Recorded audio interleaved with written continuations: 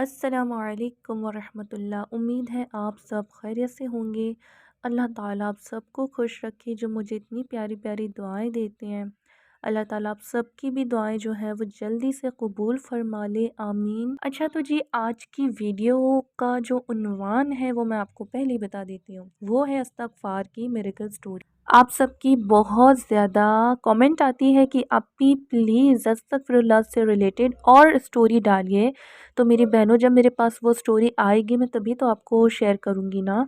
जब तक आएगी नहीं तो मैं कैसे डाल सकती हूँ। तो इस्तग़फ़ार से रिलेटेड और भी स्टोरीज़ डली हुई हैं, वो आप देख लिया करिए, मत परेशान हुआ कीजिए। जब तक कोई बहन मुझ तक पहुँचाएगी तभी तो मैं आप तक उस स्टोरी को पहुँचा सक मैं आज आपके साथ एक बहुत प्यारी सी बहन है माशाल्लाह, उनकी स्टोरी लेकर हाज़िर हूँ, जो कि इस्तग़फ़ार से रिलेटेड है। और इनसे मेरी बात जो हुई थी तकरीबन आज से 4-5 महीने पहले हुई थी, वो भी इंस्टाग्राम में हुई थी। तो इनसे मेरी दोस्ती थी पहले, मतलब ऐसे फ़ॉलो हम दोनों एक-दूसरे को करते थे नॉर्मल। मेरी पुरानी वाली आईडी जो कि अब मेरे पास नहीं है, मैं यूज़ भी नहीं कर रही, तो उसमें इनकी जो है वो रिक्वेस्ट आई थी और हम दोनों ने एक-दूसरे से बात की और काफ़ी अच्छे से हमारी दोस्ती भी हो गई। और फिर ना मैं जैसे कुछ भी पोस्ट वग़ैरह डालती थी, शेयर करती थी स्टोरी पर, तो फिर इनको अच्छा भी लगता था, तो फिर इन्होंने अपनी बात मुझे बताई थी कि कैसी प्रॉब्लम्स में है और क्या है, तो वही मैं आपको बता रही हूँ। इन्होंने लिखा है कि क्वीन गुड़िया प्लीज़ जल्दी से मेरी स्टोरी को डाल दो, क्योंकि आप मेरी छोटी बहन भी हो और मेरी सबसे बेस्टी भी हो। तो शुक्रिया बहन, आप भी मेरी बेस्टी हो और आपका भी बहुत-बहुत शुक्रिया कि आपने अपनी स्टोरी मेरे साथ शेयर की है। जी, तो इन्होंने इनके साथ मैं बता रही हूँ ना क्या परेशानी थी। इनकी जो एज है ना 30 प्लस हो चुकी है और ये लिखती हैं कि अभी मेरी जो उम्र है वो 32 इयर्स की हो चुकी हूँ मैं, और मेरी शादी नहीं हो पा रही थी और मैं कितनी ज़्यादा परेशान थी ये तो आप जानती हैं। और प्लीज़ तुम जल्दी से ये और लड़कियों तक ये मेरी इस पोस्ट को पहुँचा देना और मेरा नाम मत लेना, क्योंकि जो मेरे शौहर हैं होने वाले वो काफ़ी स्ट्रिक्ट हैं सोशल मीडिया के मामले में। तो प्लीज़ जो है मेरा नाम बिल्कुल भी मत लेना, बस मेरी स्टोरी और मेरी जो बात है ना वो लड़कियों तक पहुंचा देना, काफ़ी लड़कियों की हेल्प हो जाएगी। तो जी ठीक है, मैंने आपकी स्टोरी लीजिए पहुंचा दी है। तो ये इन्होंने लिखा है कि तकरीबन कुछ दिन पहले की बात है, कुछ महीने पहले की बात है, जब मैंने आपको मैसेज किया था रोते हुए, तब का मैं बता रही हूँ कि उस दिन मेरे मामू की बेटी की शादी थी और वो मुझसे एज में काफ़ी छोटी थी। तो उसकी शादी में ना हम लोग गए हुए थे, तो सब लोग जो थे काफ़ी अच्छी फैमिली में उसकी शादी तो हुई, लेकिन हम लोग भी गए थे। और हम लोग सच बताऊँ तो बहुत गरीब, हम 3 बहनें हैं और 2 भाई हैं। और मेरे जो अब्बू हैं वो मज़दूरी करते हैं और जो मेरी अम्मी हैं वो घर में मेहनत करती हैं, छोटा-सा कारोबार करती हैं, बस उसी से घर के थोड़े बहुत खर्च उठा लिए जाते हैं और जो बाकी के जो बाहर के खर्चे होते हैं वो मेरे अब्बू का काम है। अब जब हम वहाँ पर गए तो सब ने बहुत अच्छे-अच्छे कपड़े पहने हुए थे, क्योंकि काफ़ी रिच फैमिली है और हम गरीब हैं तो हमारे इतने ज़्यादा ख़ास भी नहीं थे। लोगों के लिए वहीं से मेरे रिश्ते आ गए, लेकिन मेरे लिए कोई रिश्ता नहीं आया। और मेरे से जो छोटी बहनें हैं वो तो छोटी हैं, उनकी इतनी फ़िक्र नहीं, लेकिन मेरी फ़िक्र ज़्यादा थी। लेकिन कई लोगों ने कहा कि अभी तक शादी नहीं हो रही है, क्या बात है? और एक काम करो तुम फलाँ के बेटे से करवा दो, मतलब ऐसे ख़राब रिश्ते बताए जाते थे कि काफ़ी एज हो गई हो जिनकी जिनकी बीवियाँ फ़ौत हो जाती हैं ना, ऐसे मर्दों के रिश्ते मेरे लिए बताते थे। तो मेरा अंदर से दिल बहुत दुखता था, क्या मैं इतनी ज़्यादा गई गुज़री हूँ कि मेरे लिए अभी ऐसे रिश्ते आ रहे हैं। मैं ना दिल ही दिल में काफ़ी उस टाइम उदास हो गई। और फिर मेरी जो कज़िन वग़ैरह थी, जो बहनें थी कज़िन, वो मेरा ना काफ़ी मज़ाक उड़ाती थी, मुझसे चिढ़ती थी, नफ़रत करती थी, क्योंकि हम गरीब हैं और मैं इतनी ज़्यादा ख़ास भी नहीं थी दिखने में। तो ज़ाहिर-सी बात है कि वो लोग ज़्यादा बेहतर थीं और मुझे काफ़ी हर्ट करती थीं। तो मैं काफ़ी टूट गई थी अंदर से जब मैं उस दिन निकाह से आई हूँ। जिस दिन निकाह था मेरी कज़िन का, मैं घर में आके अकेले काफ़ी रोई। तो मेरी बहन ने देखा, उसने मुझे बोला कि अप्पी क्यों रोती हो, क्यों परेशान होती हो? तो फिर मैंने बोला कि देखो, हम गरीब हैं और हमारे कपड़े इतने ख़ास भी नहीं थे। सारे लोग हमें मतलब एक गिरी हुई नज़र से देख रहे थे। वो तो ठीक है, लेकिन जो मेरी रंगत को लेके और मुझसे नफ़रत इस तरीके से दिखा रहे थे, ये मेरे लिए बर्दाश्त के लायक नहीं है। तो मैं बहुत ज़्यादा उदास हो गई, रो रही थी। तो सोशल मीडिया पर थी, मेरा इंस्टा पर अकाउंट था।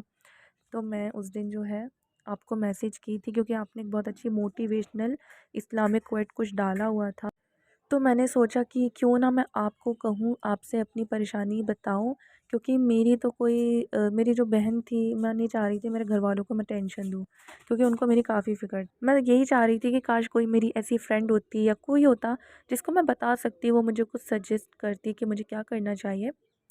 तो इन्होंने बहुत लंबा लिखा हुआ है, क्योंकि जब मेरी इनसे बात हुई थी ना, तो मैंने उनको बहुत कुछ समझाया था। तो मैं वो पढ़ के नहीं बता सकती, वरना ये वीडियो तो तकरीबन 30 मिनट तक की निकल जाएगी। तो मैं आपको शॉर्ट में ही बता रही हूँ। तो मैंने इनको बहुत कुछ चीज़ें समझाई थी, फिर इन्होंने मुझे इंस्टा पर ही कॉल किया था। फिर मैंने कॉल पे समझाया था इन बहन को। मैं समझ सकती हूँ एक लड़की होकर उन्हें कितना कुछ फ़ेस करना पड़ा, कितना कुछ सुनना पड़ा। फिर मैंने इनको काफ़ी समझाया, तो वो ये फिर जो है नमाज़ भी रेगुलरिटी से इन्होंने अदा की। और मैंने इनको फिर ज़्यादा कुछ नहीं बताया, मैंने इनको इस्तिग़फ़ार का बताया था। ये बोलती हैं कि मैं ना सोचती थी कि मैं ये वज़ीफ़ा कर लूँ, वो वज़ीफ़ा कर लूँ, लेकिन मुझे इतना मैं फ़ोन यूज़ नहीं कर सकती थी, क्योंकि हम लोग सब लोग घर में यूज़ करते हैं, एक ही फ़ोन घर का जो था, तो मैं ज़्यादा उसमें यूज़ नहीं करती थी, ताकि उसका डाटा जल्दी से ख़त्म ना हो जाए। तो बस इसीलिए मैं वज़ाइफ़ वग़ैरह भी नहीं देखती थी, और मुझे कोई इतना बताने वाला भी नहीं था। फिर मेरी बात क्वीन गुड़िया सिस्टर से हुई है, तो उन्होंने मुझे इस्तिग़फ़ार का बताया कि इस्तिग़फ़ार से हर किस्म की परेशानी जो है ना वो दूर हो जाती है। तो मैंने फिर सोचा कि चलो ठीक है, आज तक तो कोई इतने अच्छे से नहीं बोला है, अगर ये बोल रही है तो ज़रूर इसमें कुछ होगा। फिर मैंने जो है इस्तिग़फ़ार का मीनिंग पूछा, और इसका पूछा कि ये मतलब इसका मतलब क्या होता है। तो गुड़िया सिस्टर ने सारी चीज़ें मुझे बताई कि कुरान शरीफ से साबित है, अल्लाह ताला ने फ़रमाया है कि इस्तिग़फ़ार पढ़ो तो तुम्हारी सारी परेशानी दूर हो जाएगी, रिज़्क़ के दरवाज़े खोल दिए जाएंगे, औलाद अता होगी। तो मैंने जो है वो इस्तिग़फ़ार को ना जी पढ़ना स्टार्ट कर दिया। पहले तो मैं आपको बता दूँ कि मैं सिर्फ़ अस्तगफिरुल्लाह पढ़ती थी, और मैं जो है घर में सितारों का काम करती हूँ, कढ़ाई का। तो मैं काम करते-करते, चलते-फिरते इस्तिग़फ़ार का विर्द करती थी। सिर्फ़ मैं अस्तगफिरुल्लाह ही पढ़ा करती थी, क्योंकि मुझे क्वीन गुड़िया सिस्टर ने बोला था कि आप जो है वो सिर्फ़ अभी अस्तगफिरुल्लाह पढ़ो, जब आपकी आदत हो जाएगी, फिर आप दूसरा वाला चाहें तो पढ़ सकते हैं। तो मैंने सिर्फ़ अस्तगफिरुल्लाह पढ़ना स्टार्ट कर दिया। मुझे काफ़ी सुकून मिलने लग गया, बहुत अच्छा लगने लग गया। और उसी दौरान एक मदरसे में मुझे जॉब के लिए कहा गया, मतलब वहाँ पे बच्चों को पढ़ाना था। तो मैंने फिर उसमें हाँ कह दिया, क्योंकि ये तो नेकी और सवाब का काम था।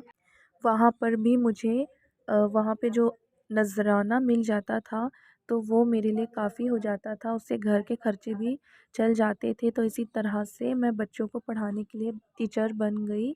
उसके बाद मेरी लाइफ में एक रिश्ता आया, जो कि सही रिश्ता था, लेकिन बस फ़र्क इतना था कि वो लोग रिश्ता जब लाए थे तो दहेज की बहुत बात कर रहे थे। तो मुझे वो लगा कि मेरा फ्यूचर यहाँ सही नहीं होगा, तो मेरे घरवालों ने रिश्ते के लिए मना कर दिया। जब रिश्ते के लिए मना कर दिया, तो उन लोगों ने मेरे घरवालों को काफ़ी बात सुनाए कि आप लोग तो ऐसे हो, गरीब हो, हम तो इतने अमीर हैं, अगर आपकी बेटी आ जाती तो राज करती। इस तरीके से उन्होंने बातों को सुनाना शुरू कर दिया, जिस वजह से मुझे काफ़ी तकलीफ़ भी हुई थी। मैंने सोचा कि रिश्ता आया, लेकिन ऐसा पता नहीं क्यों हुआ, लेकिन मैंने इस्तिग़फ़ार का दामन नहीं छोड़ा। मैं नमाज़ें पढ़ती और अल्लाह ताला से अपने दिल की बातें कहती कि या अल्लाह, कब वो दिन आएगा जब मैं भी दुल्हन बनूँगी, जैसे मेरी और बहनें जो हैं वो दुल्हन बन गई हैं। मेरी उम्र गुज़री जा रही है, अल्लाह मुझ पे रहम फ़रमा। मैं अल्लाह से बहुत दुआएँ करती और अस्तगफिरुल्लाह पढ़ती। एक दिन मैं अपनी कज़िन के घर में गई थी, तो वो लोग मुझसे काफ़ी बुरे तरीके से बात कर रहे थे, जैसे कि मैं मेरी कोई वैल्यू ही ना हो। मुझे बहुत तकलीफ़ हुई कि वो लोग में इतना घमंड पता नहीं किस बात का है। लेकिन फिर मैंने सोच लिया कि मैं ऐसे घर में नहीं जाऊँगी, और मैंने किया भी ऐसा ही। फिर मैंने अम्मी से आकर कहा कि अम्मी, मैं इतनी ज़्यादा ख़राब हूँ? क्या मेरी शक्ल इतनी ज़्यादा ख़राब है? वो लोग इतनी ज़्यादा खूबसूरत है, क्योंकि उनके पास दौलत है, पैसा है, मेरे पास कुछ नहीं है। तो वो लोग मुझे इतना ज़्यादा गिराते हैं, अपनी नज़रों से गिराते हैं। तो मेरी अम्मी ने मुझे बहुत समझाया कि तुम सब्र करो। तो मैंने अपनी अम्मी को ज़्यादा मैंने सोचा कहीं परेशान ना हो जाएँ, तो फिर मैंने उनको कुछ नहीं बोला। फिर मैंने फिर आपको बताया, तो फिर आपने मुझे बोला कि इस्तग़फ़ार का दामन मत छोड़ो और ज़्यादा पढ़ो। तो मैंने उसी तरीके से पढ़ना शुरू किया। फिर कुछ ही दिनों की ये बात है कि मेरे लिए बहुत अच्छी जगह से रिश्ता आ गया, बिल्कुल परफ़ेक्ट आ गया। और जो जिनसे मेरा रिश्ता आया है, मैं आपको क्या बताऊँ, बहुत ही अच्छे हैं वो, बहुत ही अच्छे हैं, बहुत नेक हैं। और उनकी जो अम्मी हैं बहुत अच्छी हैं, उनके अब्बू नहीं हैं बल्कि बस उनकी अम्मी हैं। और उनकी अम्मी मुझे बहुत ज़्यादा पसंद करती हैं, बहुत इज़्ज़त मिलती है मुझे उस घर में। और उनकी 2 बहनें हैं, बहुत ही अच्छी हैं, बिल्कुल मेरी बहनों की तरह है। मैं सच बताऊँ तो मैं अपनी बहनों को बहुत चाहती हूँ, लेकिन जब से मेरा उनके घर में रिश्ता हुआ है तो उनकी दोनों बहनें मुझे बहुत ज़्यादा चाहती हैं। एक मेरी अपनी बहनें हो गई और एक वो हो गई और तीसरी आप हैं। अभी भी मेरी आँखों से आँसू गिर रहे हैं मोबाइल की स्क्रीन पर। आपने मुझे बहुत ज़्यादा सँभाला, आपने मुझे मेरी गरीबी पर मेरे इतना जब मैं आपसे फ़र्स्ट टाइम मिली तो मुझे लग रहा था कि शायद आप बस पता नहीं कैसे मुझे मिल गए हैं। मुझे काफ़ी रोना आ रहा है और मैं जो लिख रही हूँ ना, बस मैं रोते-रोते ही इस बात को लिख रही हूँ। बहुत दुआ है आपके लिए, मैं लिखना नहीं चाहती हूँ, बस मैं दिल में और हर वक़्त करती हूँ क्योंकि मुझे दिखाना नहीं आता है। क्वीन गुड़िया, आप बिल्कुल परेशान ना हुआ करें, हम सब आपके साथ हैं। जो आपको गाली देते हैं या बुरा कहते हैं, आप उस पर सब्र करें, अल्लाह ताला सब्र करने वालों के साथ होता है। मेरी दुआ है कि जितने भी मुखालिफत करने वाले लोग हैं, अल्लाह ताला आपको उन सब से महफूज़ रखे। आप अपने आप को बिल्कुल भी अ, आप अपना दिल उदास ना करना, बल्कि इसी तरह से काम करते रहना। एक दिन आएगा कि लोगों को आपकी बात समझ में आएगी। पहले मैं यही सोचती थी कि सिर्फ़ वज़ीफ़े करने से ही सब कुछ होता है, लेकिन मैंने जब सिर्फ़ इस्तिग़फ़ार पढ़ा तो मुझे बहुत कुछ मिल गया। और सबसे बड़ी चीज़ कि मुझे मेरा बहुत अच्छा हमसफ़र मिला है। और ऐसे हमसफ़र मिले हैं कि फ़ैमिली भी बहुत अच्छी है, वो भी बहुत अच्छे हैं, उनका अपना खुद का बिज़नेस है फ्रूट्स का। और उनकी जो उम्र है वो तकरीबन ऐसा भी नहीं है कि मेरे से बहुत ही ज़्यादा बड़े हैं, बहुत ज़्यादा एज है, ऐसा बिल्कुल नहीं है। बल्कि वो मुझसे सिर्फ़ 2 साल बड़े हैं।